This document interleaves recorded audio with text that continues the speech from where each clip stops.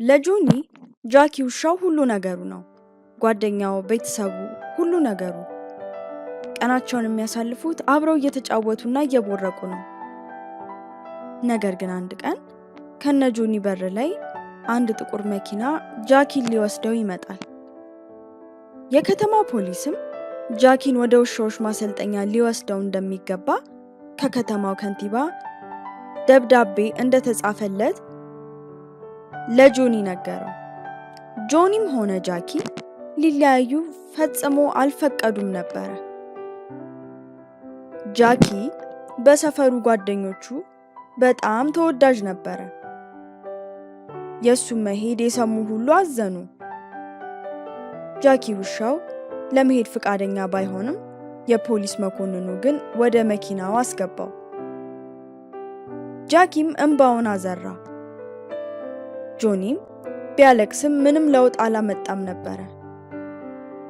በስተመጨረሻም የጃኪ አሳዳጊና የጃኪ ጓደኞች ሊያስመልጡት እቅድ ማውጣት ጀመሩ። ግማሾቹ በሄሊኮፕተር፣ አንዳንዶቹ በፈጣን መኪና ተጭነው ጃኪ ያለበትን መኪና ይከተሉት ጀመረ። ጃኪ ተስፋ ቆርጦና አዝኖ ከመኪናው ላይ ተቀምጦ ነበር። ኪሚ የተባለችው ጓደኛው በሄሊኮፕተር ሆና ትመለከተዋለች። የተቀሩት ቡድኖች ደግሞ ከጃኪ መኪና ቀድመው መንገዱን ለመንገድ ስራ እየተሰራ እንደሆነ አስመስለው መንገዱን ዘጉት። ከዛ የነጃኪ መኪና ቆመ እና ጃኒ ውሻውን ከመኪና እንዲወጣ እንዴት ይረዳው ይሆን?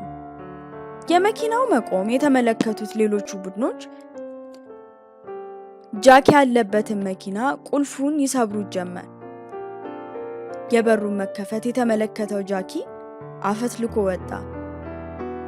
ጃኪም ጃኒን አቅፎ ላሰው። የከተማው ከንቲባም በውሾቹ ስራ በጣም ተበሳጨ። በስተመጨረሻ ግን የከተማው ፖሊስ በስህተት ጃኪን እንደያዘው ተረዳ።